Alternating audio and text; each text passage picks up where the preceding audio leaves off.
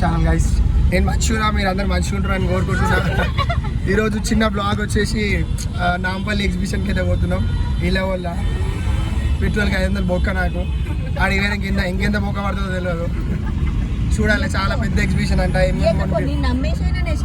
అవి చూడ అన్న నమ్మేసైనా షాపింగ్ చేసుకుంటాడా, పని చేస్తా నా ఫోన్ ఇస్తా తాకట్టు పెట్టుకోమని చెప్పేసి, లేకపోతే కార్ కూడా పెడతాం. ఇక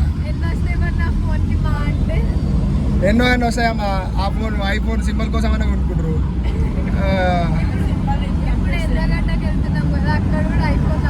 నాకు తెలిసినంత వరకు ఏమైంది, 2 జుమ్కీలు ఒక అమ్మ కథ మళ్ళీ అడగకుండా అవుతుంది. సరే ఆడికి పోయినాక మిగతాది కంటిన్యూ చేస్తా. అప్పటి వరకు జర నా ఛానల్ని జర కనిపెట్టుకుంటుండ్రి.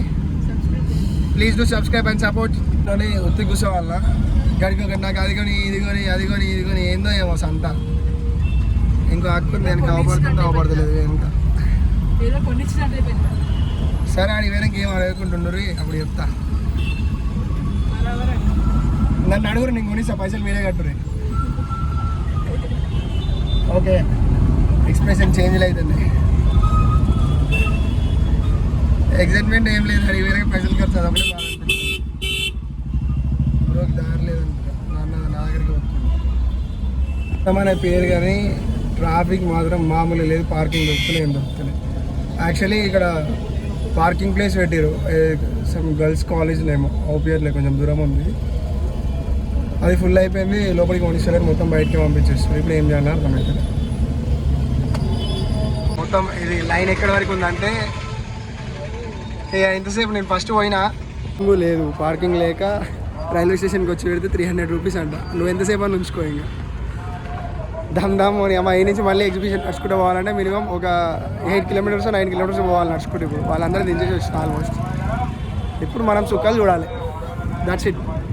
గుర్తుపెట్టుకోరు, ఒకవేళ ఇక్కడికి వస్తే head office opposite railway station అనుకోండి, ఇలాగ వచ్చి 300 పేమెంట్ ఎగ్జిబిషన్ అయితే.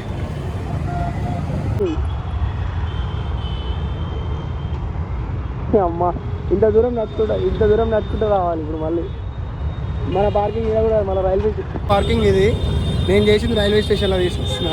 అమ్మా నా బతుకు ఎట్లుంది తెలుసా ఇప్పుడు. ఈ ట్రాఫిక్ ఆ లైన్ మొత్తం అలా పోవాలి.